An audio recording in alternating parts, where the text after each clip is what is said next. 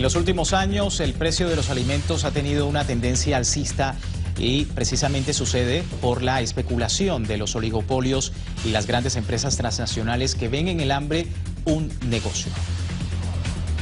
Según las estimaciones del Banco Mundial, la tendencia alcista en los precios de los alimentos perjudica a unos 1.000 millones de personas.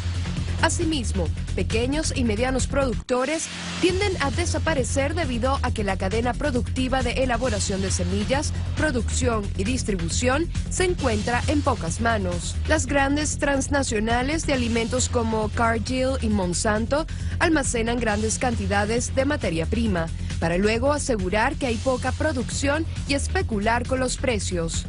La existencia de un intermediario entre productores e importadores genera el incremento de precios de los alimentos hasta un 50%, debido a sus maniobras especulativas. Precisamente, la Organización de Naciones Unidas para la Agricultura y la Alimentación, FAO, que pese a que la exportación de alimentos ha caído desde el 2010, las reservas permiten afrontar hasta 11 veces el déficit de los países compradores.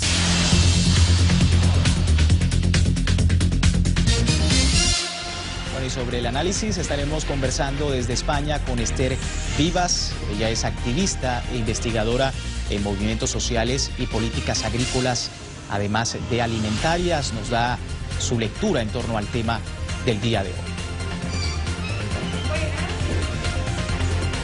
Señora Vivas, muchísimas gracias por su tiempo en Telesur. Bueno, para preguntarle, se habla de cifras récord en el alza del precio de los alimentos a nivel mundial.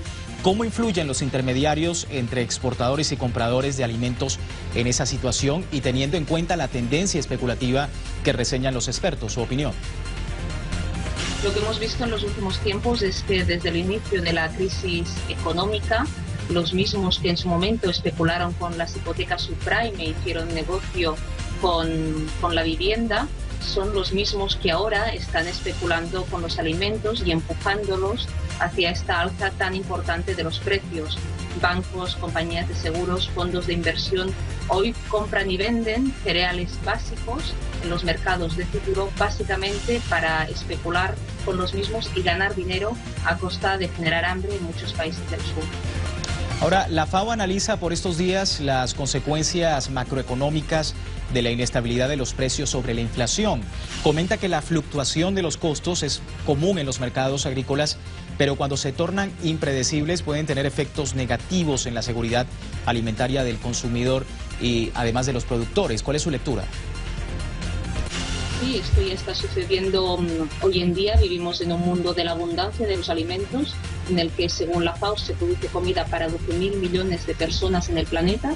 En el mundo lo habitan 7.000 millones y, en cambio, muchísimas personas, 870 millones de personas, según datos también de la FAO, pasan hambre.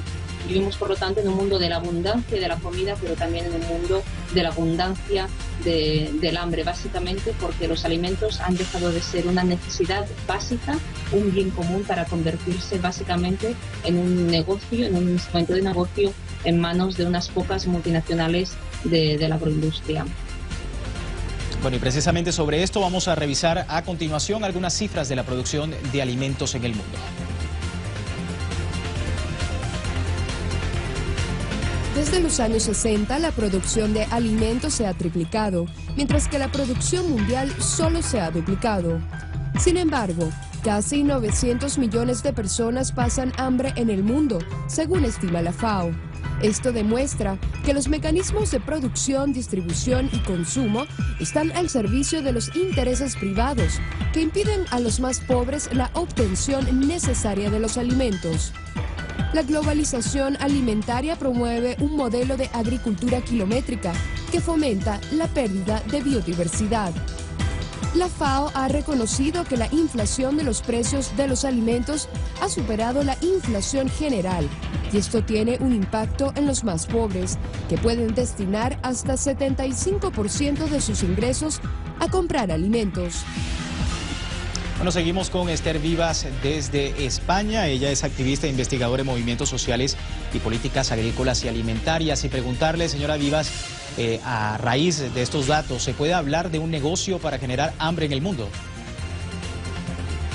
Yo lo que diría es que del mismo modo que hubo en su momento una burbuja inmobiliaria, hoy podemos señalar que hay una burbuja alimentaria en relación a los precios de la comida. Los precios de cereales básicos como el arroz, la soja, el maíz siguen tan altos como estaban en el año 2008, en el que se produjo ese incremento tan importante en el precio de la comida y donde estos cereales aumentaron de media un 100% de su precio.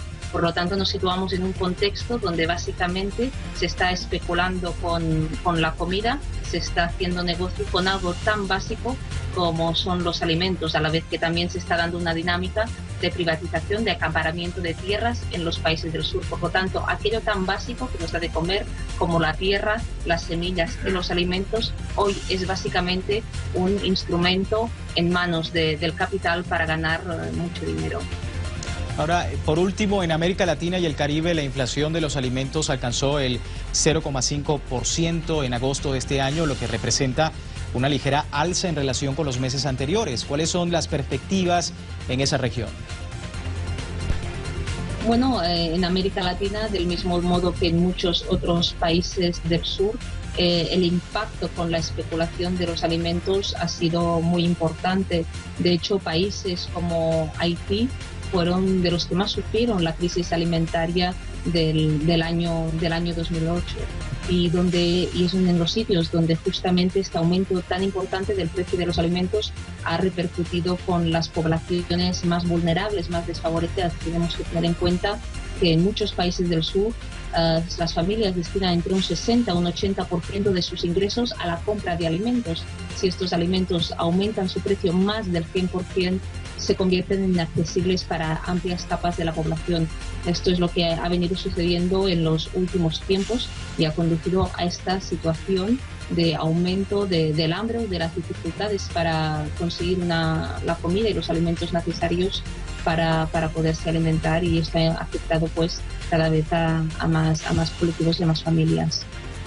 Bien, Esther, muchísimas gracias por este tiempo en Telesur. Esther Vivas, activista, investigadora de movimientos sociales, también en políticas agrícolas y alimentarias, su opinión sobre estos datos del hambre en el mundo. Pero vamos a ver qué nos escribieron a través de nuestra cuenta en Twitter. Hoy les consultamos en la etiqueta Opina en Impacto cuáles son las medidas que debería tomar su país para garantizar la alimentación básica de la población. Nos dice en algunas de las respuestas Joacil, todas las necesarias para que los alimentos lleguen al pueblo de forma normal y sin especulación, mano dura contra la corrupción. También nos comenta Mundializador, asegurar transporte, asegurar conectividad, asegurar logística de sobreproducción. Y Alberto Franzoya nos dice elemental, Watson, socializar la riqueza. Aparte de las impresiones a través de la red social Twitter y con esta emisión de Impacto Económico, les recuerdo www.telesurtv.net, siempre con nuestra señal en tiempo real para esta y otras noticias en el ámbito económico. Les saluda Luis Francisco Blandón, gracias por seguirnos.